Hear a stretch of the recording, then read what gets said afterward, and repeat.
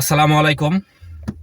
আপনাদের মাঝে আজকে নতুন একটি তথ্য নিয়ে হাজির হইলাম। আপনারা রীতিমতো দেখতে পেয়েছেন এবং জানতে পেরেছেন, আজ থেকে বহু বছর ধরে এগুলো চলে আসছে। তো নির্ধারিত কাজ প্রত্যেকটা দিন এবং প্রত্যেকটা মাসেই আমাদের বাংলাদেশ সরকার এবং বাংলাদেশ আইন, বাংলাদেশ প্রশাসন সবাইকে আমি স্যালুট জানাচ্ছি। এবং এর মাঝে আমি আপনাদেরকে জানাতে চাই, আমাদের বাংলাদেশের সমস্ত চালক ভাইদের, আপনারা যদি ভিডিওটা দেখতে পান তাহলে অবশ্যই আপনাদের মতামত জানাবেন। বাংলাদেশেই যত আইন আছে একমাত্র ড্রাইভারের জন্যই আছে। বাংলাদেশের যত আইন আছে একমাত্র ড্রাইভারের জন্য, আর কারো জন্যই আইন নেই। কেন? ইতিমধ্যে আপনারা দেখতে পেয়েছেন, বাংলাদেশে সিগন্যাল অমান্য করলে, রং পার্কিং করলে এবং সেখানে যদি ট্রাফিক আইন মেনে না গাড়ি চালানো হয়, সেটা ড্রাইভারের দোষ দেওয়া হয়। নাই গাড়িতে মামলা দিবেন, তা না হলে লাইসেন্সে মামলা দিবেন। কেন? আপনারা যে আইনগুলা তৈরি করেছেন, সেই আইনগুলো আপনারা কি একবার ভেবে দেখেছেন? যে আইন শুধু আপনারা তৈরি করতে পেরেছেন, কিন্তু সেই আইনটা আমাদের চালক ভাইরা এত বোকা, যদি আমরা একতা না হতে পারি, এক না হতে পারি, সেই আইনগুলো আমরা ঠিকমতো পালন করতে পারবো না। সরকার একটা জিনিস বলেছেন, প্রশাসন একটা জিনিস বলেছেন, সেটা আমরা মাথা পেতে নিয়েছি, সেটাই আমরা মেনে নিয়েছি। ট্রাফিক আইন অমান্য করিলে জরিমানা ধরতেছেন, তারপরে সেইটা নিয়ে আপনারা কেসটা না ভাঙালে গ্রেপ্তারে পরোয়ানা দিচ্ছেন, হাইকোর্ট থেকে আপনারা নোটিশ পাঠাচ্ছেন। কেন? প্রত্যেকটা জিনিস কি ড্রাইভারের ক্ষেত্রে হয়ে থাকে? ড্রাইভার অ্যাক্সিডেন্ট করলে সেটা ড্রাইভারকে দোষ হয়, রাস্তা পথচারী অ্যাক্সিডেন্ট করলে সেটাও ড্রাইভারের দোষ হয়। আমি বলতে চাই, বাংলাদেশের চালক ভাইদের বলতে চাই, আমাদের এখনো সচেতন হতে হবে।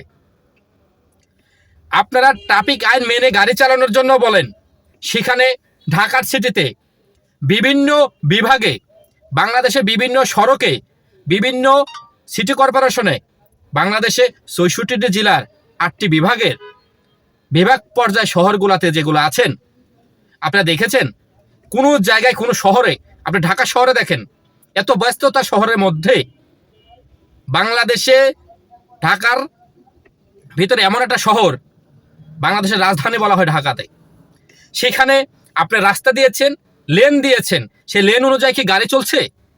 লেন অনুযায়ী গাড়ি চলছে না। লেন অনুযায়ী যদি গাড়ি চলতো তাহলে ট্রাফিক আইন মেনে গাড়ি চালানোর পারমিশন হতো, এটা বিশ্বাস করতাম। বিভিন্ন রাষ্ট্র দেখেন, বিভিন্ন পৃথিবীর বিভিন্ন জায়গাতে দেখেন, প্রত্যেকটা জায়গায় লেন বাই লেন গাড়ি চলতেছে। আপনারা কি করতেছেন? এখানে 60, ওখানে 80, এখানে 100, এভাবে আপনারা লেন বাই দিয়ে দিয়েছেন। সিএনজির লাইনে সিএনজি দিয়ে দেন, প্রাইভেটের লাইনে প্রাইভেট দিয়ে দেন, বাসের লাইনে বাস দিয়ে দেন। এটা আপনারা করতে পারেন না? প্রত্যেকটা আইন কি ড্রাইভারের জন্য আপনারা তৈরি করে রেখেছেন? এখনো সময় আছে আমাদের ড্রাইভারদের, এখন অ্যাক্টিভ হওয়ার সময় আছে, এখন একতা হওয়ার সময় আছে। আপনাদের বলতে চাই, আপনারা সচেতন হন। লেন বাই লেন গাড়ি চলে জ্যামও কমে যাবে, দুর্ঘটনা থেকেও আমরা বাঁচবো। আপনারা এই আইনটা পাশ করেন, ড্রাইভার যা চালায় কিনা সেটা দেখবেন। যে আইনটা আপনারা ধরেছেন, ট্রাফিক আইন অমান্য করিলে জরিমানা ধরবেন। আপনারা লেন বাই লেন গাড়ি চালানোর পারমিশন দেন, আমরা চালাইতে পারি কিনা দেখেন, আমরা ড্রাইভাররা চালাইতে পারি কিনা সেটা দেখেন।